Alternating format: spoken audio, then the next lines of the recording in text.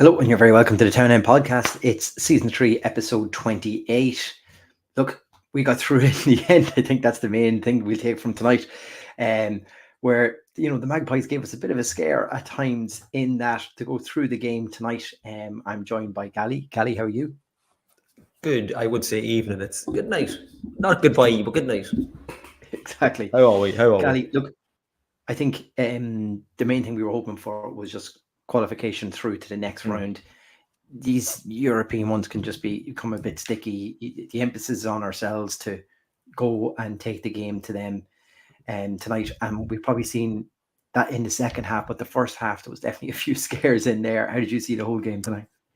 Yeah, I was worried when we were on last week, myself and yourself and Niall, and then even after the show, I said, yeah, I was. And then I went to bed that night thinking, I hope I don't live to regret that now next week when we come back on next Thursday night.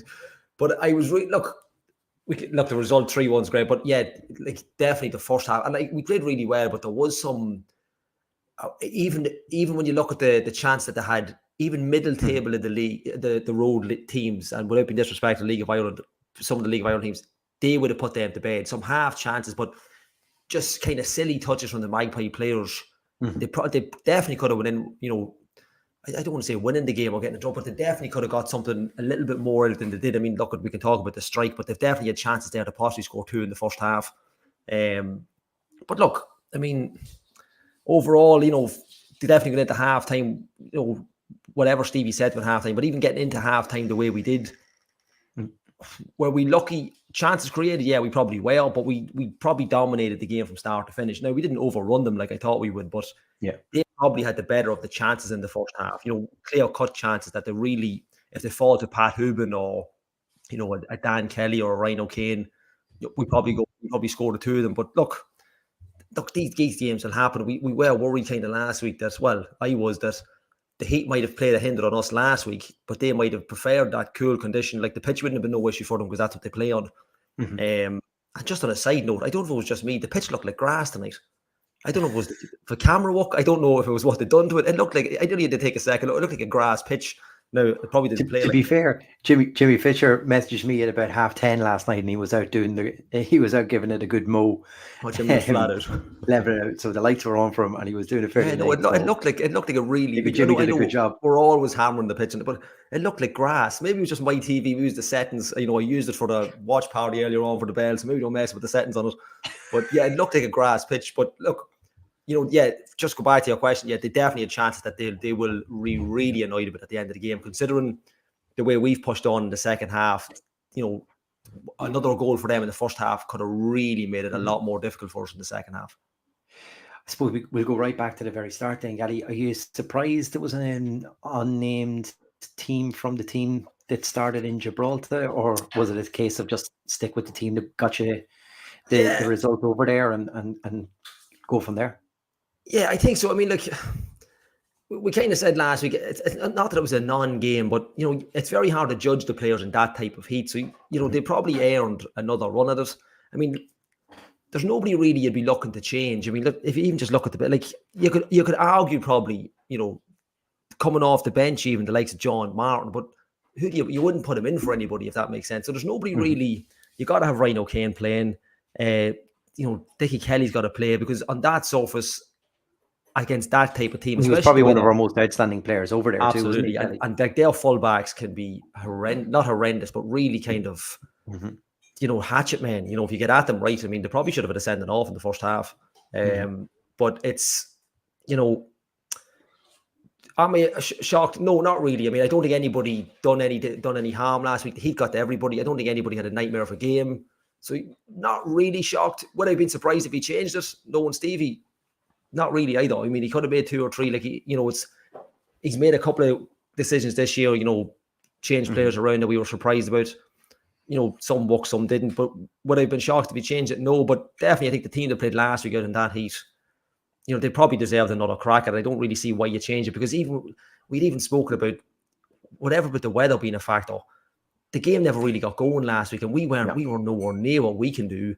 And they look like we said last week, and Niall Newbury said the same. They look like they couldn't get any better. Now, 1 or 2 definitely improved tonight for them, but they as a team, we didn't think they could play any better. So I think it's just warranted that we go with the same team. There's no need to change it.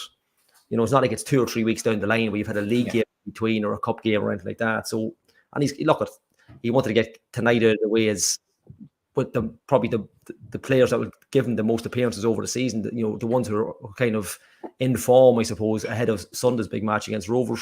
So yeah, no, not really massively shocked that the same team started. Yeah, I think even when you look at the sub bench there, I'd say probably Lewis, Martin, Muller and McCourt, maybe Doyle as well, probably the only ones you might have seen come in.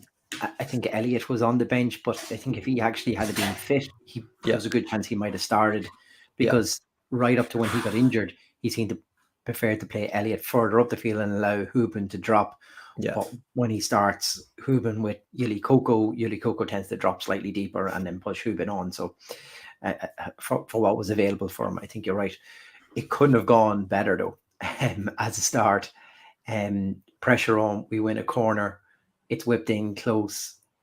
There's, you know, headlocks, there's everything going on, it seems, for the goal, but Pat just concentrates on the ball and puts it in the net, does what he does best. Yeah, it just goes to show, I said to you just before we come on, I actually rechecked the replay because the centre-half, or I don't know if it's a centre-half, I'm assuming it was a centre-half, he had his arm completely gripped to Pat Hooben's neck, and it just goes to show the animal that he is, because to out-jump him and being held by his hand, like, it's probably, if Pat Hooben doesn't get it and he hits the ground, it's probably a penalty. Like, I don't know, maybe I'm just making a mountain out of a molehill on the replay, but he's got a complete, I said, Pat Hooben's gone in at halftime with this boy's fingernails in his neck. There's no, like, he's an absolute griffin, but it just goes to show full flight, you know, full motion Pat Hooben.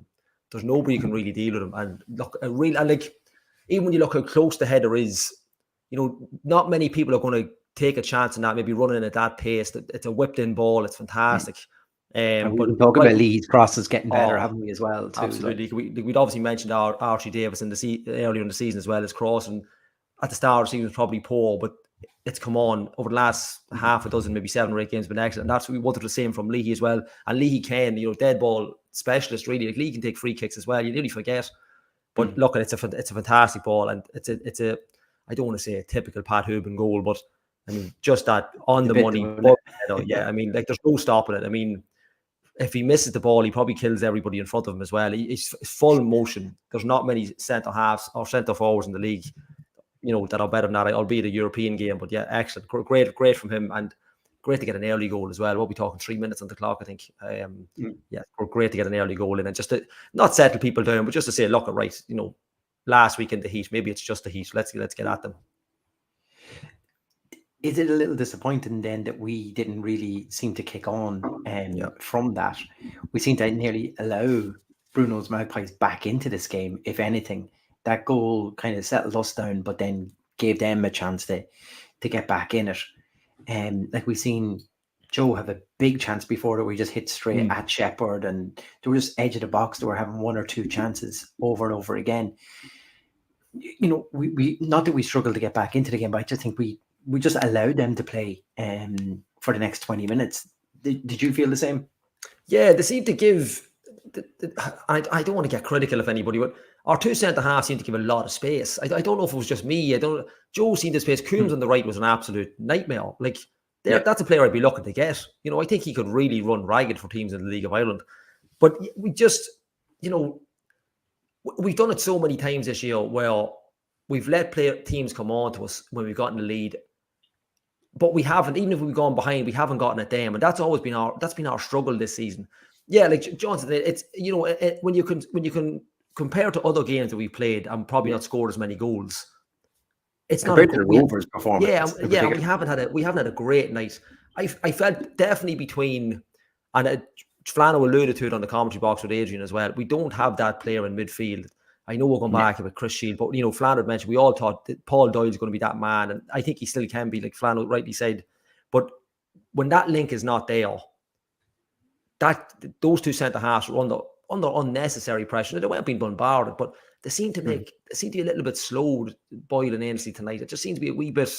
Look, you know, there's a little issue with the goal then just before the fantastic strike from Joe, but we just seem to give them not too much respect, but we probably invited them on a little bit they probably got the shock of their lives that they were able to, you know, they really for a 15-minute period, they dominated our box. I mean, they got 2 simple chances, but they seemed to dominate in and around 30, 40 yards from goal. They seemed to have all the ball, and they shouldn't really. I mean, not on our pitch. We'd expect that maybe of a Rovers or a Derry, but I know it's European football. We're not talking about League of Ireland, but these lads shouldn't really be coming on to us the way they are. And I just felt that, did we ease off? We probably just got distracted by the goal, thinking that we'd kick on from there. And that's what I think, that's we all thought that. All fans thought that. Yeah. But I just felt that we just kind of gave them a wee bit too much time. And if you give any kind of team a little bit of leeway, I suppose, they're going to get onto you eventually. And then that's going to just build momentum for them, and it's going to give them a little bit more mental and physical encouragement. And that's not what you want, especially with a game like that. And I probably stupidly alluded to away goals last week, which I knew when I went to bed again, that doesn't work. I have to edit that out. But, you know, when you don't have that, you know, it can go for and against you. But yeah, you're right. We definitely gave them, in the next probably 15 minutes after the goal, they definitely had a little bit too much in the ball. I mean, that's when they kind of created their half chance, I suppose, that probably a Pat Hooban or someone puts away on the other end. So, like, right up to the goal, we seen Coombe just get in behind Leahy over and over again. Yeah. You know, have time to play really good balls into the box too. Like I say, it was probably just down to the poor finishing. But like I say, the lack of just someone to break up that play sometimes in front of our back four allowed them just to kind of get at our back four too often. I'd be interested to even get Flano's take on it. I felt there was even a little breakdown in communication maybe between Ansley and Boyler tonight. Obviously, that partnership hasn't played too much together either. But like you could see once or twice, I think there was a ball in before. If Ansley just left it, Shep just comes out and collects. The danger's gone. But, you know, he rushes a clearance. They come back at us again. I felt that happened too many times, in particular in the first half, that we were rushing clearance. And that ends up being the goal as well.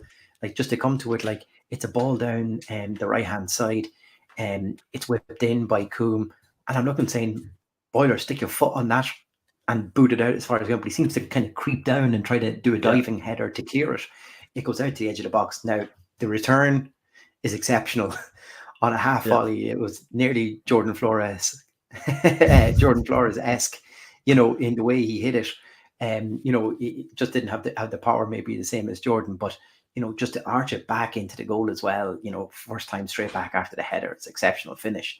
But I just hope we presented them with them chances. With poor clearances, and we just weren't clear in our lines, and it just seemed like be a little breakdown in communication. And that's when I'd say Skip was delighted to get them in at halftime, because I'd say he just said to Leahy, you know, just be aware, we're giving this lad way too much space down this side. Maybe Ansley come a little bit closer. You guys need to talk a whole lot more. One come, one go. And if you're watching the second half, all of a sudden Boyler was first to every header, and Ansley had dropped deeper.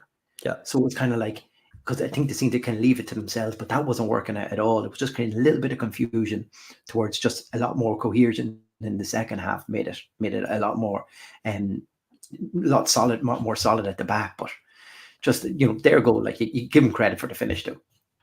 Oh, it's one of the best strikes I've seen. Like, I mean, you're talking, I mean, Jordan Flowers, McElhenney, Hogan, it's that type of goal. Yeah. I mean, don't get me wrong, we've had some screamers this season. Conor Malley, I mean, I know people have mentioned his performance tonight, but he's had some cry. But that's as clean as a strike as you'll see, just above hip height as well. But yeah, look, it's not that we've caused a goal. Yeah, there's little issues just leading up to the goal, and I would have liked to seen. Flano might have a better look at it, but it's interesting if you centre halves when they can't. I was watching on the stream, so on LOI TV, so all I can see is what's on camera. But it'd be interesting to see if they were talking as the ball was up the other end of the field, if there was a little bit of giving out or a little bit of kind of, look, we need to get this right. I'd be interested to see. Wouldn't you? Yeah, then you got to have that. I mean, Flano would know from playing at the back. You got to have that right communication. Everybody should know every second step we're taking. I'd be interested to see what the crack was like with them off the ball when they had that kind of minute, which you don't see on the camera. But it just seems to be, and it's not that they had, like, individually, it's not that they had bad games. It's just there just seemed to be a little bit of, it's like it was almost they haven't played together in, like, you know, 6 or 7 weeks. You know, that type of way of one that maybe come back from a mad. You know, and they have, and Boyle's got that experience to carry. Yeah, you're right. Part-timers were on. But it's not individually. It's not that they had shockers. It just seemed to be one or two. And it's only really for those mistakes, those chances the Magpies had. There just seemed to be a little bit. And those little things can cost you in games. You know, like that's the thing. You know, especially in Europe. Yeah, and like I say, Magpies probably couldn't believe their luck. If they'll probably ruin the chances that they've missed, and especially at half time when they've gone in like that. And like, would they? In a weird way, would we have been better off? Been doing 2-1, we could have come in the second half and played a lot better. I don't know. Maybe not this Dundalk team, but no, it's definitely like those little mistakes could cost you. It definitely gets a better team, which we will be playing now in the next round. Those mistakes, they'll be ruthless. They'll be completely jumped upon. You won't get away with it. But I mean, if we're talking about the strike itself, it's an absolute peach. I mean, you might not see a better clean strike. Apart from the goalkeeper's hurler in Inchicore tonight, I don't think you'll see a cleaner strike until the group stage. Both worth checking out. Yeah, no, it definitely is. Not now. Watch the podcast first, but after the podcast, go and check out the goal that's in Inchicore tonight. It's an absolute shocker. But yeah, like I just seen Patsy's there. Like, it's not that we're saying Andy Boyle at the back. Like, you know, he's definitely up there for having a crack game. It just seems to be that little bit of, not naivety, but that indecisiveness between the two. And it's just like, lack of cohesion between the two, isn't it? Yeah, and it's simple stuff. Look, it could be fixed over a training session. I think we were also spoiled because we're also thinking back of Andy Boyle partnership, and him and Garth had a super partnership, you know, where Boyle would go and get battled in, and, you know, Garth would drop deep and just sweep in behind and make the hard things look great, you know. And I think that'll probably take a while, because we've seen that back four change how many times already this season.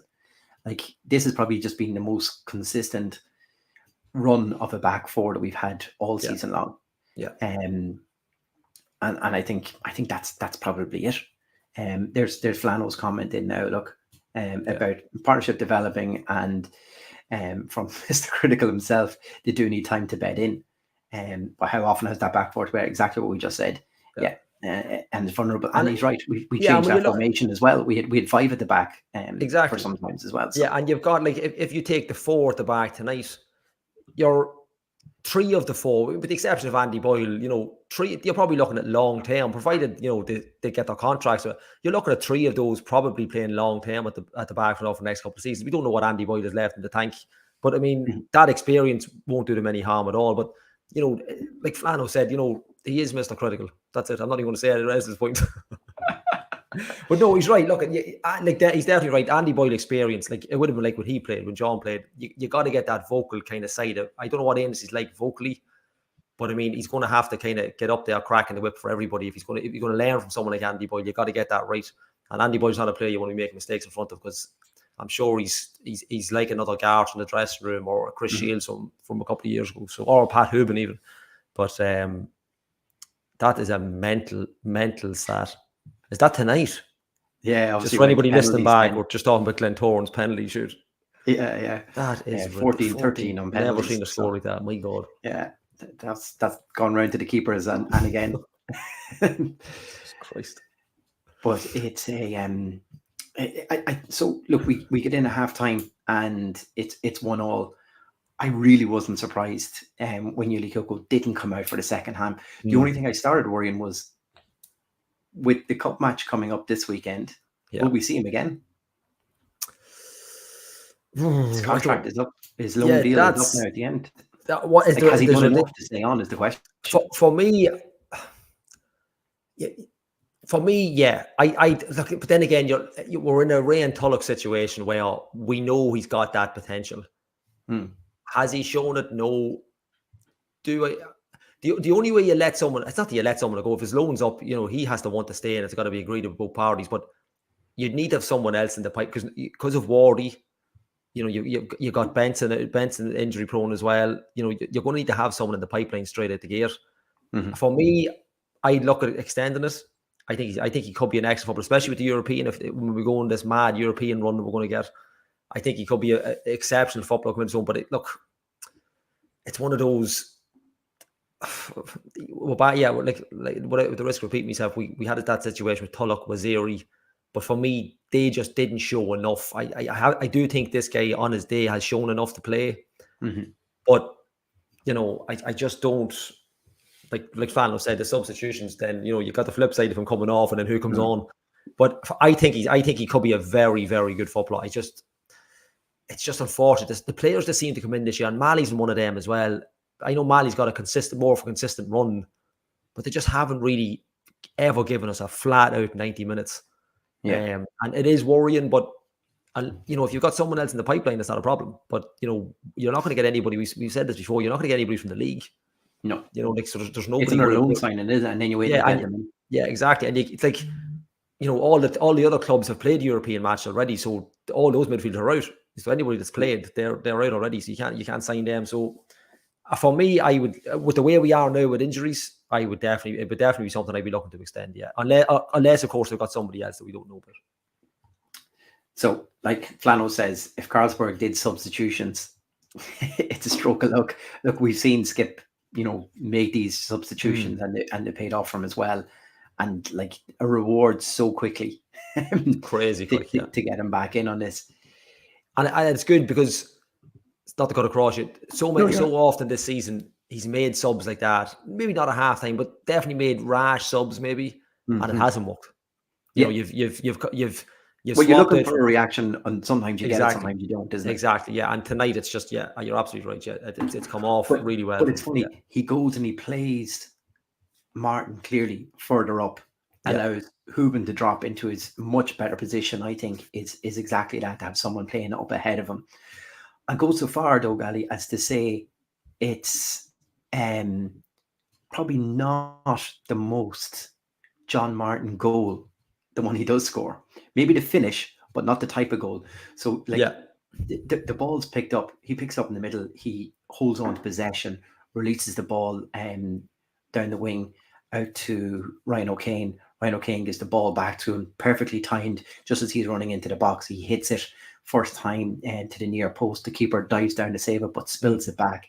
And who else but John Martin's there to tap it in? I would say that finish is absolutely John Martin, but the run, the pass to edge of the box shot, very not like him. If you ask me, he's just, he's made a career out of just finishing it in the box for Dundalk, hasn't he? Yeah, and like you say, because he's come so deep, it's almost like a Pat Hooben goal. I mean, not carbon copy, but to come so deep, play in the wingers, play off the 1-2.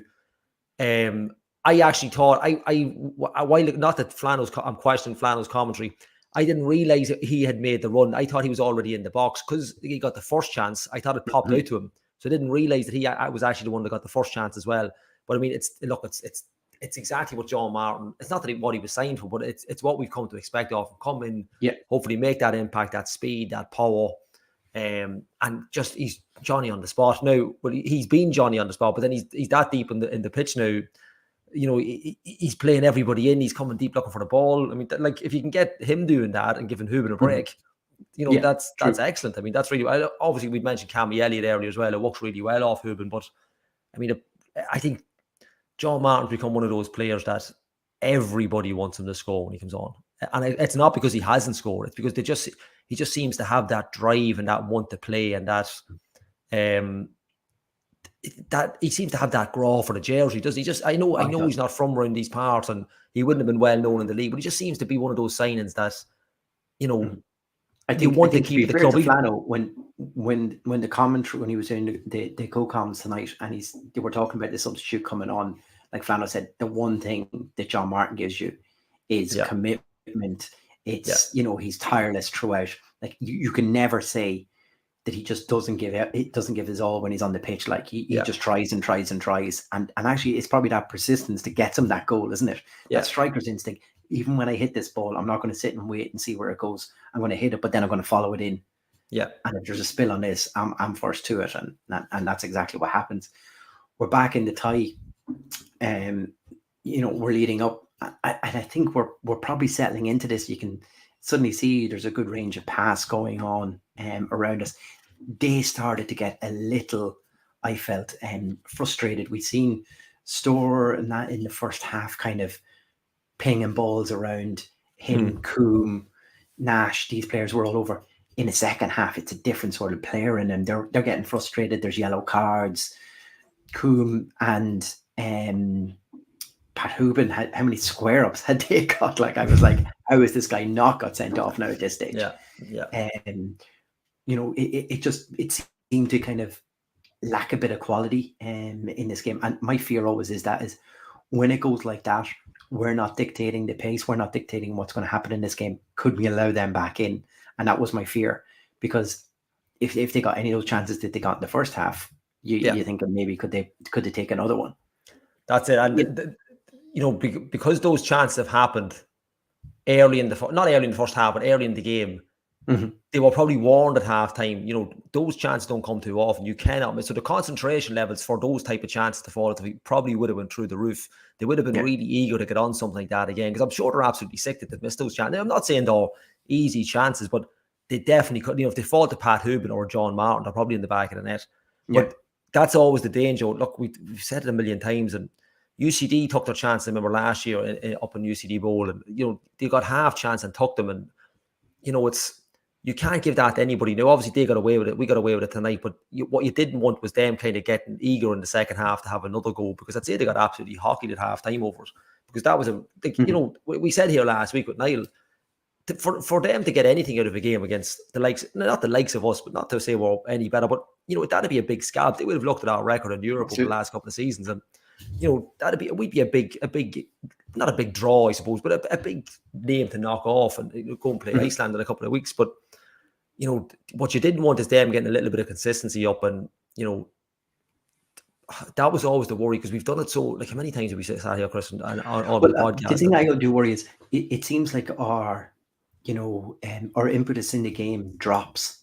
It's like, you know, we go ahead or we get a goal up, and we kind of think that we think that we can, you know, cruise our way through this, but we definitely come down the gears, and I often think it's easier to stay in gear and cruise than drop them down and try to get back up to that tempo again. It's nearly next to impossible to do. And that was my fear. Is although I don't think they had any massive chances in that second half compared to what they had in the first half, but I just feel that until that third goal finally arrived, I was kind of just on tender hooks, that one mistake, one something. And that's why I was just kind of glad to see in that second half, you see Boyler far more controlling. And first to the headers, he's calling things a lot more, and that seemed to shore up. That seemed to shore us up in a much better way. But the third goal does arrive, and John Martin and Pat Hooban are in the mix again for it. You know, it's a great steal played in there. At this stage, they've got three strikers on the pitch, so there's room for Martin and Hooban to kind of link up and play together. Martin plays a lovely little ball into Hooban, gets the head up, drives it in across goal, probably to give it back to Dan Kelly, actually, who had run into the middle at that stage, and the Santos, the defender, just gets in front of him, and it rolls into the net. Probably what we deserved, absolutely, overall. But you know, it was good just to get that third goal. Not that you're looking at the clock, you know. Well, I was. There's only one goal lead. You're like, oh Jesus. Yeah, it's nice. Not nice. I don't mean to say nice that it's an own goal, but nice that we've put teams under that kind of pressure, that they felt they needed to dive in like that, because we've done that. I mean, we've done that a few times this season, and last season as well, a couple of own goals, and because we were under such not relentless pressure, but we had that little bit of drive to get in there, like you say, and we've put them under that much pressure that they felt the need to dive in rather than let anybody get the ball. And it's just a little bit of, it's unfortunate for them, but look, we definitely earned it. We were due another goal. I think we had a little chance after that to probably make it 4 as well. I don't know if it was John Martin again or was Ryan O'Kane, but we probably could have scored another one. But yeah, that little persistence, look, it pays off. It hasn't been a fantastic performance, like I think somebody mentioned with the midfielders. Yeah, I mean the midfielders. Look, we can talk about certain midfielders until the cows come home, but we've got. It's not like we've gotten away with it. We've done enough over the 2 legs. We kind of last week in the heat, and then them coming over here this weekend, and it's not a game that you're going to look back and say, "Oh, do you remember that European night in Oriel Park?" It's probably going to disappear. But at the end of the day, it's a 3-1 win. Has it flattered us? No, it probably hasn't. I mean, we haven't been excellent, but we definitely warranted that. In particular, like you've just mentioned, that third goal. It's just persistence. It's just putting them under pressure, and they are stupid enough to make that mistake because they're feeling that pressure, and that's what we've just like. On the flip side of that, if they had came at us like that, we've been doing that all season. We've been given, we've been coming under a little bit of mental pressure from people, and we've been slipping up. Like, the issue with this, even though it's a great strike in the first half from Joe, that little bit of scrutiny from, that we said about Ainsley and Boyle, that little bit of communication, indecisiveness. Yeah, I did forget about that Nash chance there that the Flano mentioned. That was a long ball over the top, and yes, when he miscontrolled it, it was nearly an Afalabi situation all over again. Yeah. And that's it. Like Flano's put it perfectly. That's what we call the podcast.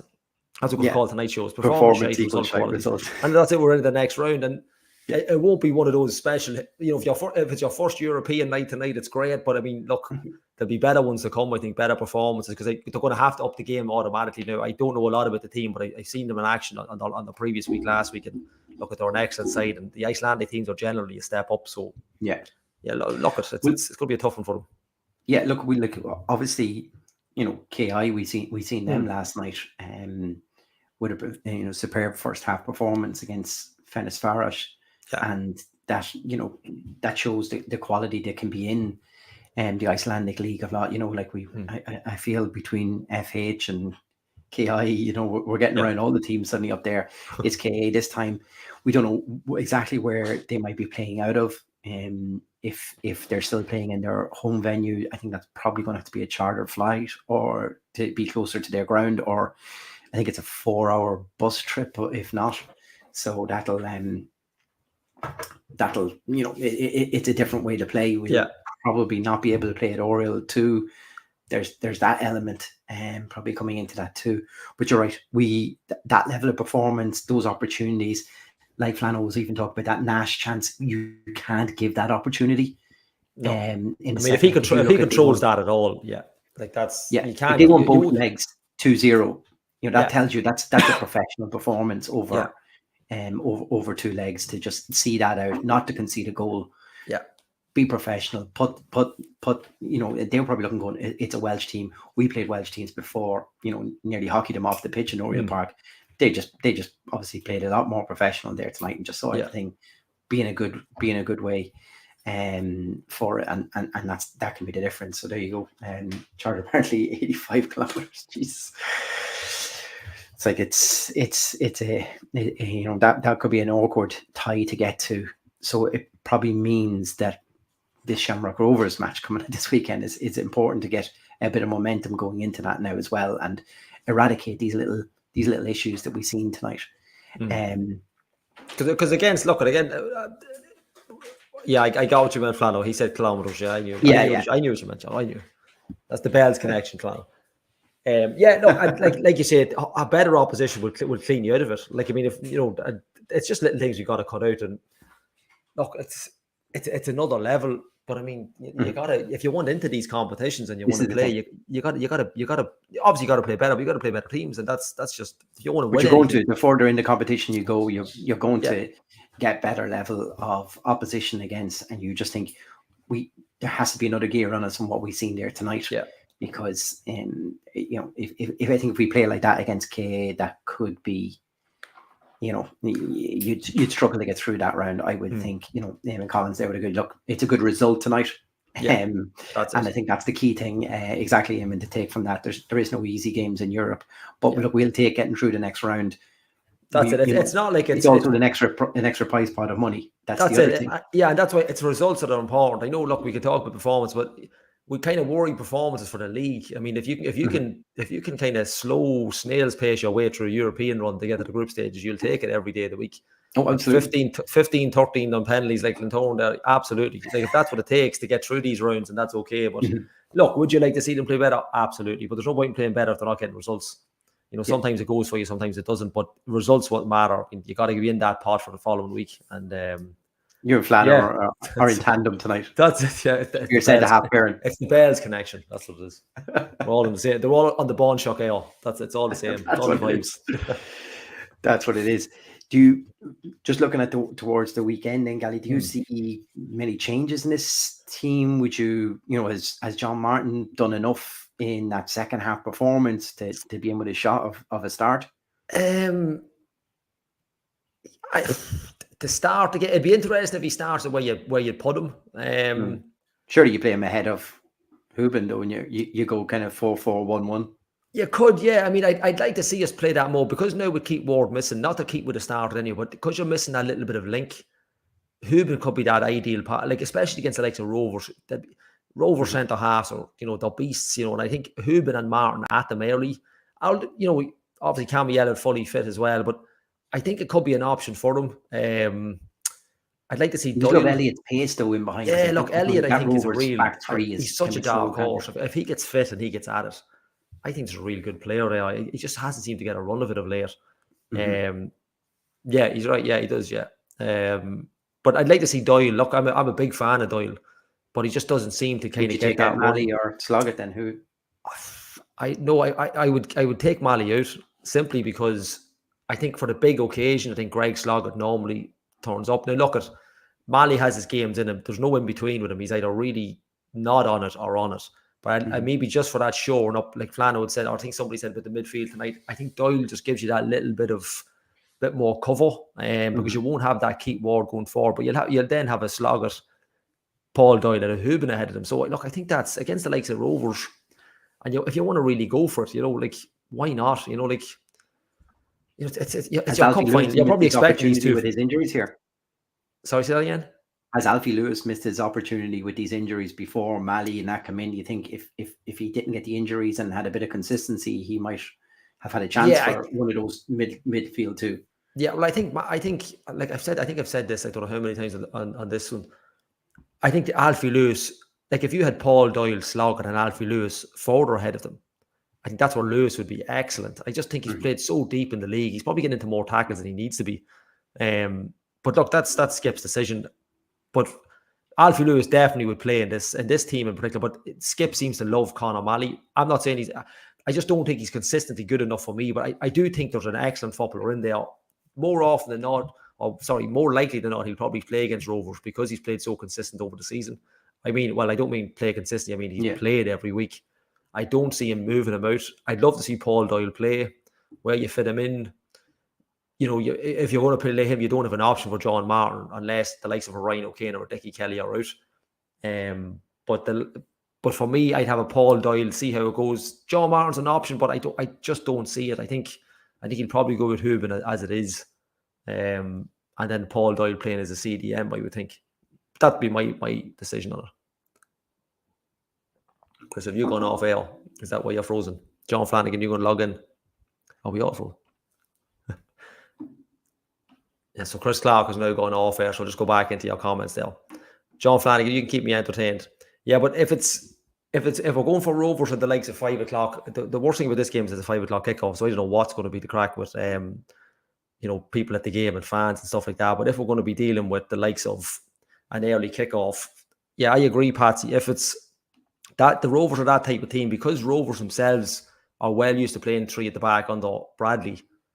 I think if you can go toe to toe with them, would you play Leahy as a left-sided centre half? I'm not really sure. But yeah, three at the back, it would open it up a little bit on the wings for you.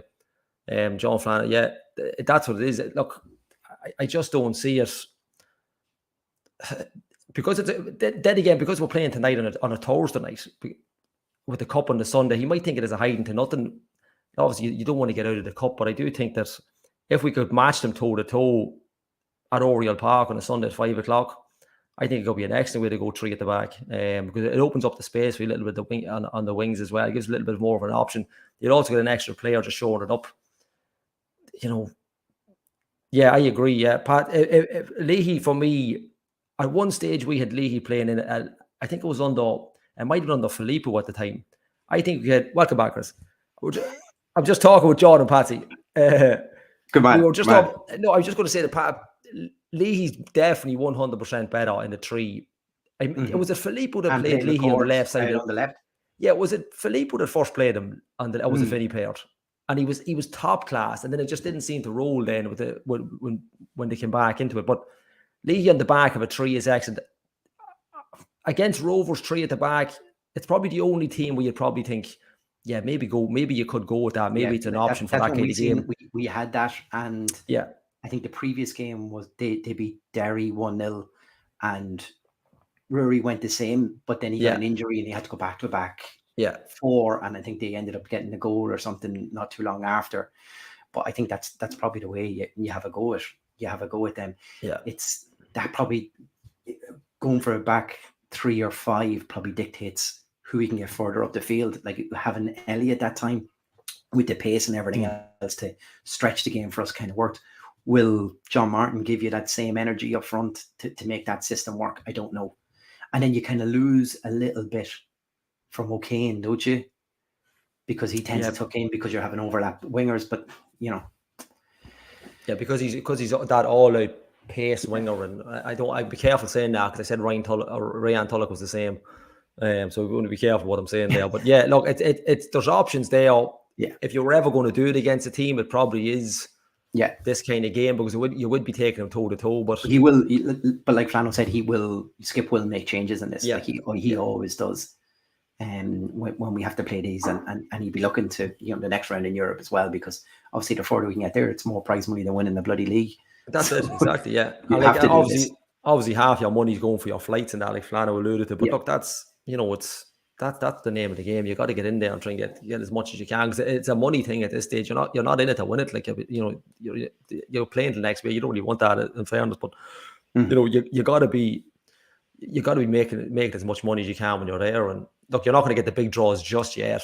And, Iceland's going to be as big as it gets for the next couple of weeks, but you got to be in there getting your payday every. You got the dropouts of the first round of the Champions League, and then the next one you get the dropouts of the Europa League. So that's it. Yeah. The next round has big draws running around the corner as well. Like absolutely. So you don't want that. Fair shout from Flano there. Play Martin out wide and play Dickie Kelly if Elliot wasn't fit for the pace. Could be a good shout there. Yeah, well, Martin, like that's what John Martin, we kind of said last season. I think when he started, he was playing out wide all the time, and he was a different type of winger, kind of strength, kind of a kind of a built Pat Hooben kind of winger. And I thought he was excellent. I think he's better definitely in the middle, but he's definitely an option out wide. There's no doubt about it, because he's got pace, he's got height. Like he can come in off the wing. He's got probably one of the best leaps that we have at the club for headers. Yeah, look, it's definitely an option that you have, and probably something that hasn't been utilised in the last couple of months with him. More last season we saw it due to injuries, but yeah, it's definitely an option. Yeah, like an Elliot fully fit, I'd love to see him have a run at someone. Like I just think he's due such a crack. I think he could be a really, really good player.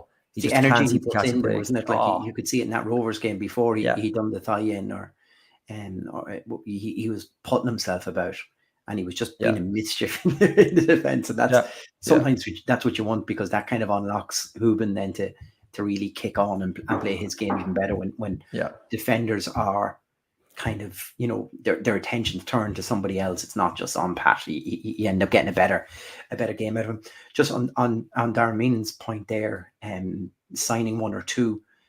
So like Skip did say during the week that getting through this round would probably be critical, if anything, to getting some players into the club. Like we've managed to do that now. Do you think, obviously, for somebody for the next round has to be signed by tomorrow to register him for the next round in Europe? Who knows? Yeah, obviously Browning will be able and eligible, and we'll be able to register him as a player. So that's another defender in, I suppose. But do you expect to see some, probably not as quick as tomorrow, to have someone available in Europe? It would be a fantastic if we could put something off tomorrow. That we'd have another show. We'd probably do another show tomorrow. But no, it's unlikely. But me and United Park, I love it. Darren said, "Do we have the personnel?" We have the personnel. It's whether they can all stay injury free. Like we have the personnel for the 11. If any more that personnel was going missing, we don't have it to play that 3 at the back and stuff like that. I'm not surprised all that shouting. But yeah, we definitely, there's no doubt about it, we definitely need to sign at least one. I think if we don't get somebody in, it'd be a real kind of not a joke, but I mean, look, it'd be a really, especially if you're going to attempt to go on any kind of European run, you need a squad. Unless you're going to start playing the young bloods, I just don't see that happening. But if you're going to, and look, I suppose you're right. I mean, a European run, not even financially to bring in players. If people see that you've got a team that can possibly go on a European run, they might as well come kick ball with us. Why not? I mean, why go down to the doldrums of the League Two in England. I mean, there's not a lot of chance for you there to get this kind of, you know. But also, like, there's most of the English teams are obviously back in pre-season and playing pre-season friendlies now. But the bigger clubs tend to go on their tours now, and the young guys, so they've now had probably played a game or two, assessed the younger guys at the club to see who's there. I actually think this weekend could be a big decision for a lot of those. Like, is it worth keeping whatever player you have at your club, let him play under 23 football, or is it better him going out on loan? I think managers make that decision possibly this weekend. So if there's a chance of getting some real quality from the loan market, I think it's probably this weekend coming. Yeah. We've, to be fair to Skip and the scouting team in Dundalk, we have seen some good recruits. I would say probably better, than what we've seen over the past while. In there, you'd love to think if they could just get another wee gem, it'd be ideal. But then I'm also thinking, for the European run, what do you need in there? You need something. You need do you push it out now and try to tempt it off somebody? I don't know. I'd push it. Is there a budget there to go and get somebody? Do you try a wow thing? Like there's been so much talk of Daryl Horgan over the past while. Like you bring that in, and that is it. It's a big signing for a big change in the club. Yeah, and if Illy Coco, like you'd mentioned earlier in the show, if Illy Coco goes back, that's 3 players. Is it 3 that have gone back? Now, I don't know what percentage of the wages we were paying. Yeah. I don't know what percentage of wages we were paying the clubs. I don't know if it's a full. I don't really know. It's a percentage of their wages anyway. Yeah. So 3 of them combined has to be worth 1 player. One good. And you don't want to put all your eggs in one basket, one good player, but it's got to be worth the risk. It's got it has to be. No, that's not for the sake of signing someone. That's provided someone comes in and fits in to what they're trying to do. You don't want to sign. I know everybody's talking Daryl Horgan, but if he doesn't fit Stevie's plans, which I very much doubt he wouldn't, but if he doesn't fit, there's no point in signing him. As much as you want to see it, he's got to fit into what. There's no point in spending that money on someone like that. But like we said, there's nobody in the league unless you get I'm trying really strong to think of somebody that can improve the squad that hasn't already played with the European runs. I don't really see anybody, but you're going outside the league for loans. I think that's probably your best luck at the minute, to get someone in. I mean, the chance of playing European football, even if it's Iceland, you still, Well, there's John Martin scored his first ever European goal tonight. That's something he's going to remember forever. Exactly, yeah, and it's a real chance to do something. Even if you only sign till Christmas, it's I know it's short careers, I know, but that you're not players unless you play in the League of Ireland. If you're at a League of Ireland level, you won't play in European football anywhere else unless you go off to the likes of Gibraltar, Sweden. You're not going to get it in England. Isn't it a good gauge though for a manager to see how a prospect plays at that level of football? Yeah. So even if you're talking championship level, I'm thinking getting to looking from West Brom previously. Like if you're looking there, he's playing under 23s football, but here's a chance for him to put it against maybe you could say lower level in Europe, but it's still it's an excellent standard. It's better than under 23 in reserve football in England. That's a real good standard. It's senior football that he'll get then for the rest of the season then with ourselves as well. So I think it's worth a pop. For a manager looking to kind of see what players like, it's a hiding to nothing. It's not, there's no risk involved. It has to fit our system though as well, like you said. Of course, absolutely, of course, and that's what Damien Duff's going to come a crop with over the next couple of seasons up in Shelbourne when they realise what's going to happen there. But yeah, that was always the worry, it's got to fit. As much as you want to see certain players come back and make a return, it's got to fit to what they're playing. Otherwise, there's no point. It's a club game, it's a team game. We can't be signing players just for the sake of signing them, because you're not going to sell that many jerseys. It's not. That's not the way it works here. You got to get. We don't even get named on the back when you buy them. No. But you got it's that European run. Look, it could be a major factor for people, or it could be over in 3 weeks. It's one of those things. But you got to go for it when you have the chance. And for me, look, without putting all your eggs in one basket, you definitely got to have a look and look at all possibilities and weigh it up very, very strategically and see what you can do. But with the 3 lads come back, I know we've obviously taken in a player now as well, but there's got to be something there, you would think. But look, we don't know. We don't know the finances. We don't know anything like that. But you'd like to see someone in. I think we will have someone in. No, we won't have them tomorrow unless we're out for breakfast tomorrow. We get a real shock. But I do think they're going to, because pure midfield alone, Wardy, Benno, Alfie Lewis, we got to get someone, unless there's somebody in the youngsters that we don't know. But there you go. Yeah, that boy's all over. He's all over social media. I don't know who he is, but every time I log into Dominic's, he's all over scoring down in the Friary. But there has to be. There's definitely players out there looking to go. And look, it's all. I think it's a shame though. Like previous to this, you would have seen Stephen Kenny probably pick the best crop that's just below the European standard in the league. Yeah. Probably the likes of like a Rory Keaton or something. He would have him, absolutely, absolutely sorry for the loss in his family and everything. And just his name popped into my head there. But you would have seen this, at the time he got Kelly and stuff like that from Derry, they weren't creating it just to bring another player. The same then with Kilduff, you could see Kilduff wasn't getting a game at Shamrock Rovers and brought him in then the same. That was where he really kicked in. And I'm thinking, even when we went to Europe that time, the first time in 2016, Alan Keane, get a player like that in from Sligo. Alan Keane for me was one of the best signings. One of the best master strokes in a decade of football. We only had him for a couple of months, but just when you mentioned that, it was genius. Isn't that the sort of player that that could change your season? Yeah. The back end of the season here, like a signing like that is, with the experience and everything. But like you say, we're probably talking, unless the Daryl Horgan thing happened, and that's only just pulling on emotional strings to get him back here. It is. That's it. Yeah. We're probably looking outside the league to bring him in, because you look at the best of the UCD players that's been available over the past while. They've gone to Pats, they've gone to Derry, they haven't come near us.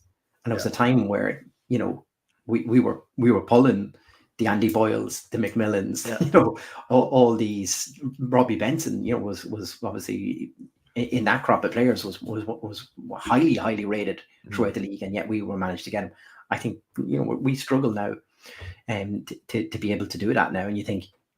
The majority of that UCD team, that obviously there's a group of players finishing up there because their college career has finished now, and they finish up, and there'll be the next batch coming throughout the season. But we just don't seem to have even attracted that level, and we've seen Pats go and pick up another one for it. So it's just disappointing that and you'd hope our pedigree in that.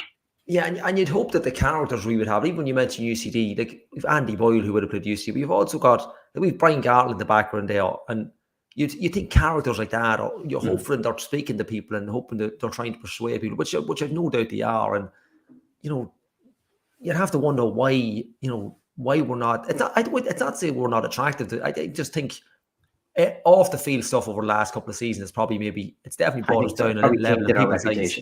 Yeah, but there's no doubt, we'll get back on track, and it is the club to be at. I mean, you could sign for the Bright Lights or Shamrock Rovers. I would say Bright Lights very loosely, but there's so many players at that club. You've got to be really, at Dundalk at the minute, if you're a good footballer, if you're a good midfielder at this level, you will get a game. But you won't get it, Rovers. You've got to be another level, because they've got so many players to pick from. And, look, it's great, the glory, and Derry squad, they're signing, they've got some excellent players, but they're not cutting the mustard at all. They're not doing it. I mean, from a league point of view, they're not really hitting all what they can, the trajectory that they want to hit. But because it's not that long ago, we spoke about Rory Higgins possibly getting the flick because he couldn't buy a win. And then all of a sudden he's going to Barnsley. Like, what are we talking about? But it's, we got to be we got to be still up there for people. And it is worrying that we're not, what I've noticed, we're not being linked. Usually we get 4 or 5 links. I mean, we've heard young fella from Sheffield Wednesday and people talk about Darrow, but there's usually there's always a few rumours around town and stuff, and we're not getting that. We haven't had that probably for the last, obviously in the off season at Christmas we get it, but we haven't really had that kind of buzz around town. And look, maybe that's a credit to Dundalk that they're not releasing it and there's no rumours coming out and stuff like that. But I definitely think this group now to kind of kick on and kind of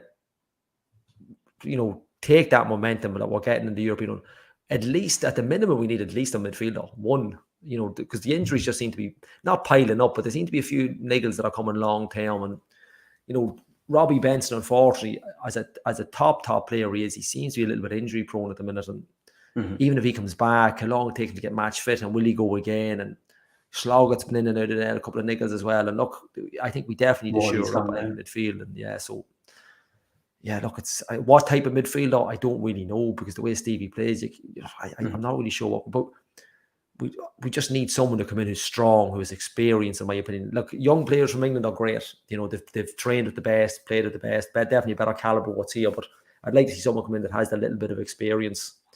Who that would be, his initials would be DH for me, but I don't know whether we could get that type of player. But you know, I don't see how he doesn't fit into anybody's plans. But look, the most important thing is that Stevie, Brian Garland, Podge, all these lads, Liam Burns, Martin Connolly, they've got to all agree that this is a player worth going to sign for. And look, that's what it comes down to at the end of the day. Let's say, like, I'm just thinking there, if to attract that caliber of player, like if we were to go out and put in the performance like we played last time against Rovers and put them out of the competition, to be able to turn around and say, look, we've just put, you know, Rovers out of the cup, we're in the next round in Europe, we're in touch and distance to maintain a European position. If you come and join us, we can, you know, have a European campaign again next year. It could be a real nice little carrot to be dangling, but we got to get through Sunday first. But I think if we were to get through that, I think that might make us look even more attractive to some players. And I'm just thinking, like, is there someone at Sligo or something like that, even that you could kind of start thinking, well, is there something we could be doing here? Because what have you got to play for the rest of the season? That's it. That's the way you have to sell it. You have to be ruthless like that, because it's cutthroat. That's, you know, you got to. People say, oh yeah, footballers, but that's the career. I mean, if you're a full-time professional footballer, I know a lot of clubs aren't. Some of them, you know, part-time trainer, whatever. But you know, that's the career. That's, you know, it's a short career. But you got to be selfish sometimes. You got to say, right, well, we got to go. We need a player. If they've targeted the player and they've looked at the player, we need to go and do whatever we can. You're not tapping them up or anything. If they're out of contract in a couple of months, then let's see, can you get them early? You know, and a player's got to be selfish as well, think of their own career. Like, there's not many clubs in the League of Ireland that are capable of a cup run. You know, like not a cup run, sorry, a European run. So, you know, we're one of them. Rovers can do it as well. Derry, I don't think so. I just don't think they have the mental capability of it, because... Well, here's the thing. Imagine they get put out of... And let's say we put in a performance on Sunday and managed to put Rovers out of the cup. Then they're playing Ferencváros then after, who, you know, they struggled to overcome before. Yeah. They could be out of Europe, could be out of the cup. That's the hope. That could be a catastrophe over a couple of weeks there. Yeah. Because, like, look, leagues are boring. Nobody wants to win the league. You want the European Cup one, and you want to get the Aviva. Leagues are boring. You know, the crack with the shed is European football and the Aviva. The shed side boys, that's what we're looking for. Let's not just don't be selling the league to anybody. But you know, it's right though. That's, you know, look, if you're good enough, you'll win a league. You know, like, if we're talking about this season, well, if you're good enough, you'll win a league. You will anyway. Yeah, and you know, but the European, these are very, very few. That team Kenny had. We also got to Europe a couple of seasons ago, but you know, that's that little bit of extra buzz. Like, you're talking 6 months, you know, like, or sign them on a 3-month. I don't know what way it works, but you're talking from now till end of November at most. If you get the European run, you're playing in the first week of December. Happy Christmas. That's what I'd be saying to people. Look, come here.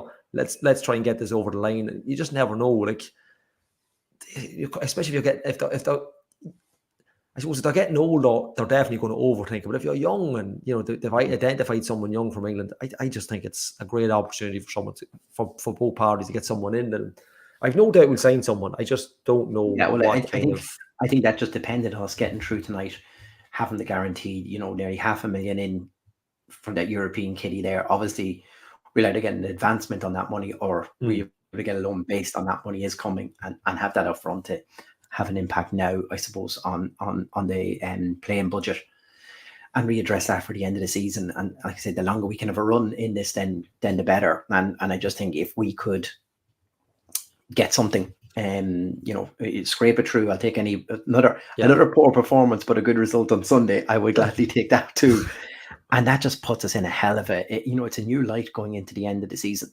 Yeah, and I think that could be a bit of a difference. Like, it's to be able to turn around and just say, look, next round of Europe, next round of the Cup, we've seen, you know, is it three different Premier clubs have all drawn each other in the rounds of the FAI Cup in the first round. Like, so that's a fair bit's going to get knocked out. Yeah. And I think anyone that stays in will start to fancy their chances there and then after. But this all adds to our lure of coming to the club. If we can get some of these across the line, I think that's probably the key. Yeah, and you're right. Sunday's result could be pivotal in that. It could be somebody. Somebody could be hanging in the background waiting to see Sunday's. You just never know. It could be something as simple as that. Look, and when we hammer them on Sunday, look, look, the last time you said we would hammer someone, it was 1-1 at half-time. The Brunos Magpies, pal. I see predictions this year. Nightmare. I've had a shocker. Yeah, we parked that very quickly. Well, look, I know you're back up for summer camps in the morning, so I'm on a hat trick of summer camps in the morning. And the worst thing is, everybody knows the ball chuck. You got to take it. You can't even lock it up. You got to take everything apart, put it all back up again every morning. Oh, disaster. But look, it's great. It's great. It's all for the love of a galley. That's it. Right. Well, look, until Sunday night, as I say, another chance to play Rovers, another chance to, put in another good performance. We'll probably see changes again. Might we see some new personnel before that? Obviously, Brownie, you might think might be within a chance of that game then as well. Gives us more options, maybe to play that back 3, back 5 as well. I only just thought of that. Damn that. Missed that part of the conversation. We'll edit that into the Spotify.